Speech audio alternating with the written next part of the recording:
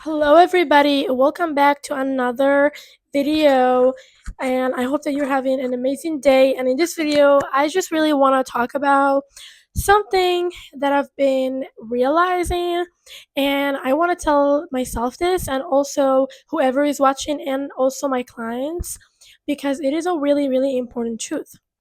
And this happens a lot when we're trying to manifest something in our reality or maybe upgrade our life in some type of way. So, what happens is that sometimes we actually find ourselves wondering why is it that what we want isn't happening, and we feel a lot of emotions, like negative emotions, like hopeless, depressed, sad, almost like we keep asking like why is it that we are trapped in this cycle of like not getting what we want, and almost like it feels like other people are out there like experiencing what they want to experience, and we're out here like we are in a cage, just can't like break through it. And it almost like makes us think, are we the only ones going through this? And I want to tell you that every single person that hasn't gotten what they want have felt this way, and I have felt this way in my life. And so the reason why I want to tell you this, and you might not like it necessarily, but it is actually a truth that will literally help you and literally break that horrible curse. So, the first thing that you need to understand about getting something that you've never had before, or upgrading your life in some type of way, where you are living the life that you actually want, it actually has something to do with growth, and it has a lot to do with growth. Then it has to do with whether you have money or resources or friends or anything like that. Let me explain to you. So, if you want to get, for example, if you want to get more money, you do have to upgrade your mindset. You have to upgrade the way you feel about money. You have to upgrade your relationship with money. You have to be good with money. You have to know how to grow it. You have to know how to keep it. There's so many things, there's so many aspects of it. And so, a lot of times, what people don't understand is that what you have to do is you have to match the vibration of the version of you that already has money. And what does that mean? It actually means that you have to think about like whether the version of you that actually has money has the same beliefs and values and thoughts when it comes to money and perspectives that you have right now.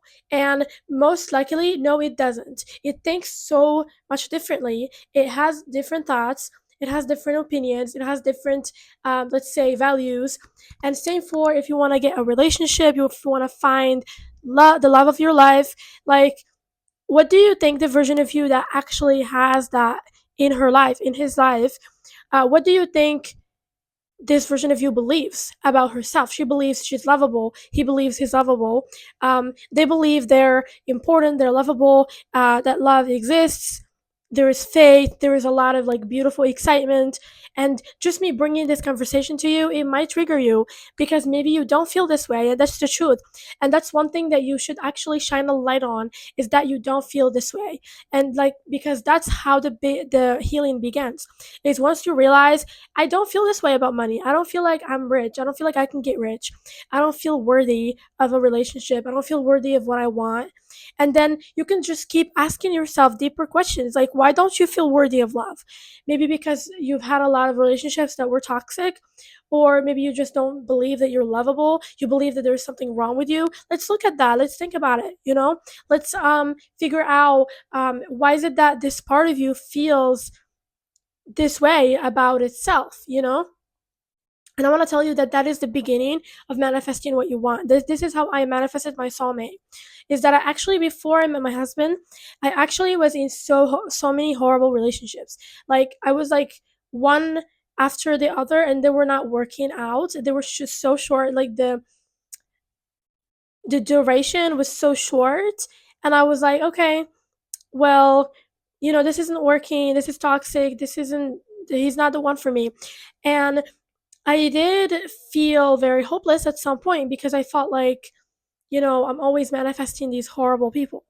But then when I realized that I actually should take responsibility for my frequency and for my beliefs, because my beliefs manifest reality. So what did I do? I actually started like writing down, you know, um, all of my patterns, and one of my patterns like was that I actually, I dated men that were not what I wanted. Like it was obviously not my type and it was obviously not what I would go for, but I still went for it because I lowered my standards because I didn't know my worth. And so that is one thing that I did from my side to manifest a horrible relationship. And so when I realized, okay, so I did that and I knew that, okay, well, it wasn't healthy. So I was like, I have to change that pattern. Why? Why do I tend to get with people that are not necessarily like my type, or maybe I think I'm better than them or something like that?